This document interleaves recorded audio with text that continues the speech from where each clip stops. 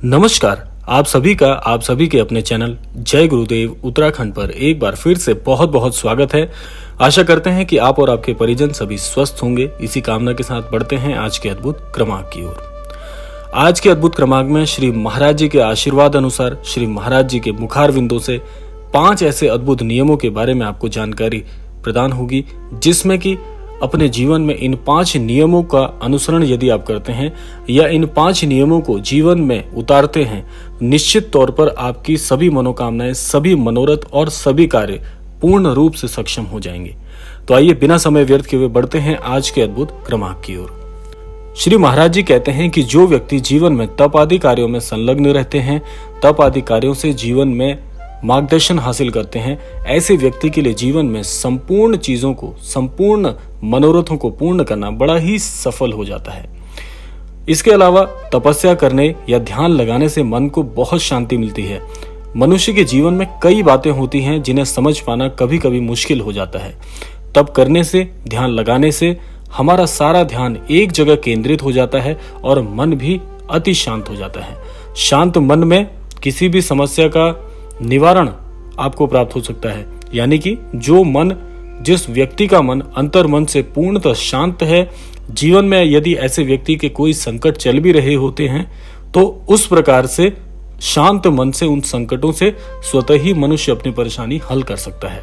साथ ही ध्यान लगाने से कई मानसिक और शारीरिक रोगों का भी नाश होता है, जो कि विज्ञान के द्वारा, वैज्ञानिकों के द्वारा पूर्ण रूप से प्रमाणित किया जा चुका है। तो यह था पहला नियम। जीवन में तप आदि कार्यों को करना आज से ही प्रारंभ करिए। तप में बहुत सारी चीजें आ जाती हैं, जिसमें ध्यान लगाना, ईश्वर को याद करना, सुमिरन करना, दान पुण्य आदि कार्य करना, ये सभी प्रकार के तप कहलाते हैं, जिसको जीवन में अवश्य लेकर चलना चाहिए। बढ़ते हैं दूसरे नियम की ओर।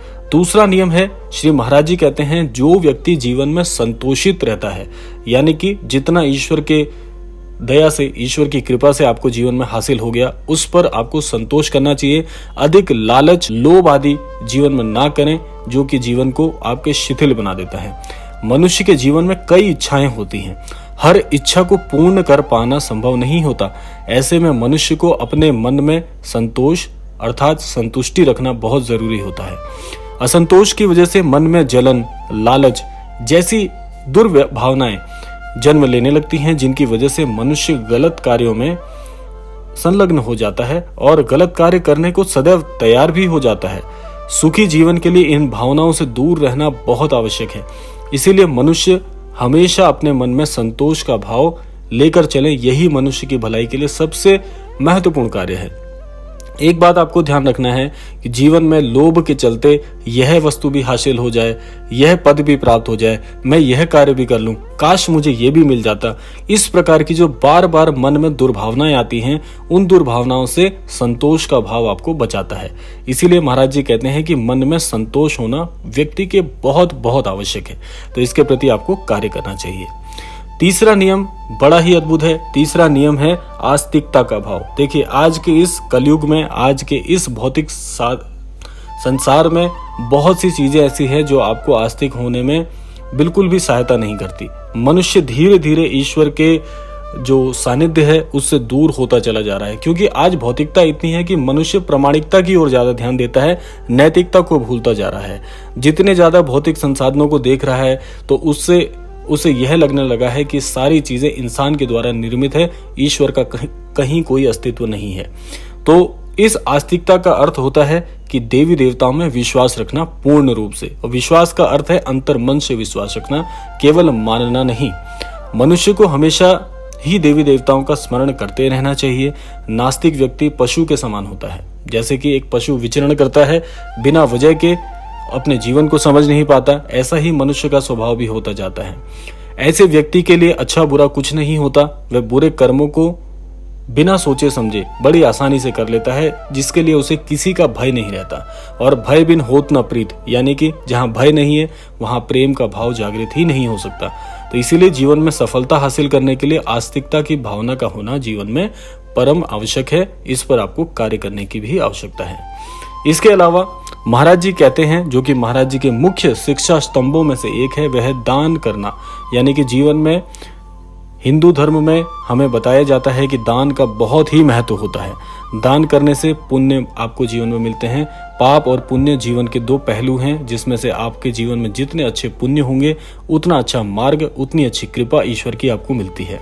दान करने पर और भी कई इसके कारण हैं, जैसे आप अगर दान पुण्य आदि करते हैं तो इससे जो आपके ग्रह, नवग्रह जो होते हैं आपके जीवन से पूरी तरह जुड़े रहते हैं, तो इसलिए जो आपके ग्रह होते हैं उनके सभी दोषों का भी नाश होता है।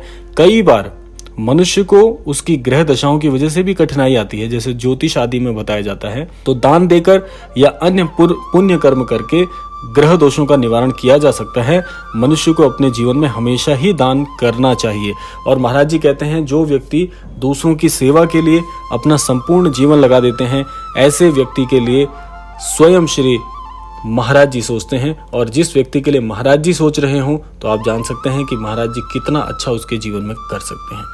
इसके अलावा 5वां नियम यही कहता है कि जीवन में जो व्यक्ति सद्बुद्धि सन्मति के साथ चलते हैं, जैसे कि हम अपने प्रत्येक क्रमांक में प्रार्थना स्वरूप में ये कहते हैं कि जीवन में सभी को महाराज जी के द्वारा सद्बुद्धि और सन्मति प्राप्त हो। तो सद्बुद्धि और सन्मति का आशय यहाँ पर यही है कि किसी भी मनुष्य को अच्छा या बुरा उसकी बुद्धि ही बनाती है। आप सभी जानते हैं, क्योंकि बुद्धि के साथ ही जीवन में आगे बढ़ा जा सकता है। वह बुद्धि अच्छी होगी या बुरी होगी, वह आपके कर्मों पर, आपकी सोच पर, आपके विचारों पर निर्भर करता है। अच्छी सोच रखने वाला मनुष्य जीवन में हमेशा ही सफल होता है। बुरी सोच रखने वाला मनुष्य कभी उन्नति नहीं कर पाता। जो दूसरों के लिए सदैव बुरी सोच, बुरे व्यवहार, बुरे विचार और सदैव बुरे की कामना करता है, ऐसा मनुष्य केवल और केवल पाप का भोगी बनता है। मनुष्य की बुद्धि उसके स्वभाव को दर्शाती है। सद्बुद्धि वाला मनुष्य धर्म का पालन करता है और धर्म का पालन करके जीवन में आगे बढ़ता है। उसी प्रकार से उसकी बुद्धि कभी गलत कार्यों की ओर अग्रसर होती ही नहीं है। उसकी बुद्धि कभी भी उसे गलत कामों को करने के लिए कभी प्रेरित नहीं करती। अतः हमेशा सद्बुद्धि सन्मति का पालन करना चाहिए। और इसीलिए यह कहा जाता है कि जीवन में भले ही धन की थोड़ी कमी हो तो कोई बात नहीं, लेकिन सद्बुद्धि सन्मति अगर ईश्वर किसी को प्रदान करते हैं, ऐसे व्यक्ति को धनवान बनते भी देर नहीं लगती है। जीवन बड़ा सरल हो जाता है, क्योंकि आप सोचिए, सद्बुद्धि और सन्मति ये दोनों ईश्वर की तरफ से आपको प्राप्त होती है। और ईश्वर सदैव आपको ऐसी बुद्धि देते हैं जिससे आप अपने जीवन का निर्वहन बड़ी ही सरलता के साथ, बड़ी सुगमता के साथ धर्म संगत होकर कर सकें। इसीलिए सदैव ईश्वर से कभी भी कोई प्रार्थना यदि आप करते हैं तो यह वाक्य, यह प्रार्थना में अवश्य शामिल करें कि हे ईश्वर, मुझे सद्बुद्धि और सन्मति प्रदान करें। क्योंकि जिस व्यक्ति के पास सद्बुद्धि और सन्मति आती है, ऐसा व्यक्ति सदैव धर्म संगत होकर कार्य करता है, जीवन में कभी भी बुरे कार्यों की ओर अग्रसर नहीं होता और जीवन को स्वयं ही सफलता की ओर लेकर जाता है। तो यह था आज का अद्भुत क्रमांक। आशा करते हैं कि ये 5 नियम आपके जीवन में शामिल हों। जल्दी आपको ईश्वर की तरफ से ये 5 नियमों के लिए सद्बुद्धि प्राप्त हो। इसी कामना के साथ विदा लेने का समय आ गया है। विदा लेने से पूर्व समय है प्रार्थना का। तो आज के इस क्रमांक से मैं यही प्रार्थना करना चाहता हूँ, हमारे सभी अनन्य दर्शकों को जीवन में सद्बुद्धि दें, सन्मति दें, आस्थावान बनाएं और इस संपूर्ण सृष्टि का कल्याण हो। इसी कामना के साथ विदा लेते हैं। मिलते हैं अगले क्रमांक में। तब तक के लिए जय श्री राम, जय गुरुदेव, जय उत्तराखंड।